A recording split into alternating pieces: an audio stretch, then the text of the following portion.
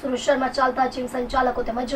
ટ્રેનરો સાથે એસઓજી પોલીસે મીટિંગનું આયોજન કર્યું હતું, જેમાં એસઓજીના અધિકારીઓએ જીમ સંચાલક, ટ્રેનરો અને જીમ કરવા આવતા યુવકોને કડક સૂચના આપવામાં આવી હતી કે જીમમાં આવતી યુવતીઓ અને મહિલાઓને ફસાવવાનું બંધ કરો તેમજ મોબાઈલ નંબર માંગી મેસેજ કરી વગેરે કરવાની કોશિશ પણ ન કરતા તેવી ચેતવણી આપી હતી। જો કોઈ વિરુદ્ધ ફરિયાદ આવશે તો જીમ સંચાલક અથવા તો ટ્રેનર વિરુદ્ધમાં કડકમાં કડક કાર્યવાહી કરવામાં આવશે।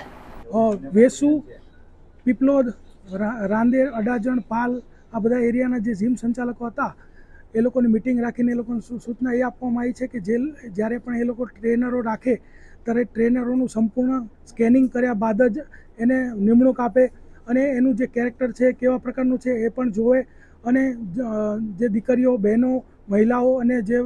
પરણિત સ્ત્રીઓ જે જીમમાં આવતા હોય તો એમની સાથે કોઈ મેસેજની આપ-લે ન કરે કે પછી એની સાથે કોઈ આગળ સંબંધો બનાવવા માટે પ્રયત્ન ન કરે અને જો આ લોકો આવું કોઈ પણ કૃત્ય કરવા માટે મથશે તો પોલીસ એમને કોઈ પણ રીતે છોડશે નહીં, એવું clear cut, crystal clear, loud and clear message એ લોકોને આપી દેવામાં આવેલો છે। સર, આવનારા દિવસોમાં સુરત પોલીસ આ જીમ ઉપર કઈ પ્રકારની તપાસ કરશે? આવનારા દિવસોમાં એ લોકોને અત્યારે સૂચના આપી છે કે જે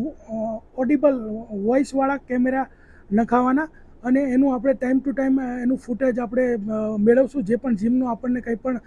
ફરિયાદ આવશે તો, અને ત્યારબાદ આપણા ખાનગી બાતમીદારો પણ જીમમાં જતા આવતા થઈ જશે, જીમની વિઝિટ લેવામાં આવશે અને ત્યાં બીજા જે મોટી ઉંમરના સિનિયર જે માણસો આવતા હશે એ લોકોને પૂછપરછ પણ કરવામાં આવશે કે આ જીમમાં કેવા પ્રકારનું વાતાવરણ છે અને શું ચાલી રહ્યું છે અને ક્યાંય પણ ઇનપુટ મળશે તો એ લોકો પર સખતમાં સખત કાર્યવાહી કરવામાં આવશે।